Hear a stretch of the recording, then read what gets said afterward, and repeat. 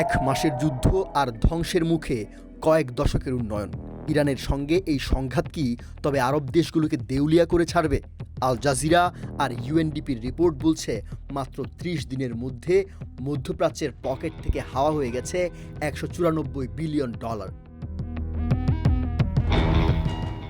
২০২৬ সালের এই মার্চ মাস মধ্যপ্রাচ্যের ইতিহাসে এক কালো অধ্যায় হয়ে থাকবে।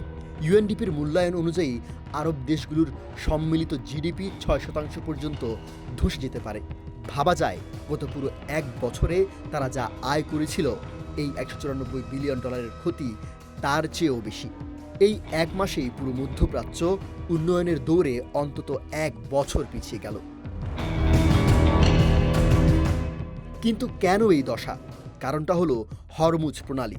মার্চের শুরুতেই এই গুরুত্বপূর্ণ জলপথ বন্ধ হয়ে যাওয়ায় স্থবির হয়ে পড়েছে তেল ও এলএনজি রপ্তানি।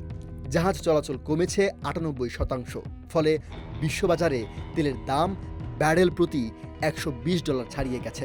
কাতার এনার্জির মতো জায়ান্টরা এখন ফোর্স মেজিউর বা অনিবার্য পরিস্থিতি ঘোষণা করতে বাধ্য হচ্ছে। এই যুদ্ধের প্রভাব শুধু তেলের ট্যাঙ্কারে নয়, পড়েছে আপনার ডাইনিং টেবিলেও। সৌদি আরব বা আমিরাতের মতো আমদানি নির্ভর দেশগুলোর ৭০% খাদ্য সরবরাহ এখন হুমকির মুখে। চাল, চিনি আর ভোজ্য তেলের দাম এক ধাক্কায় বেড়েছে ১২০% পর্যন্ত। বিলাসিতার শহরগুলোতে এখন হাহাকার শুরু হয়েছে স্রেফ এক মুঠো ভাতের জন্য। যুদ্ধের আগুন যখন গ্রাস করছে অর্থনীতিকে, তখন বাড়ছে বেকারত্বের মিছিল।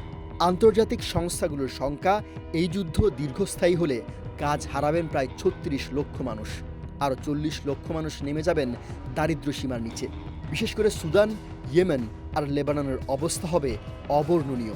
পর্যটন নির্ভর দুবাই বা কাতারের জৌলুসও এখন ফিকে হয়ে আসছে আকাশচুম্বী বিমান ভাড়ার কারণে। আন্তর্জাতিক এনার্জি এজেন্সি আইইএ একে ইতিহাসের বৃহত্তম জ্বালানি বিপর্যয় বলছে।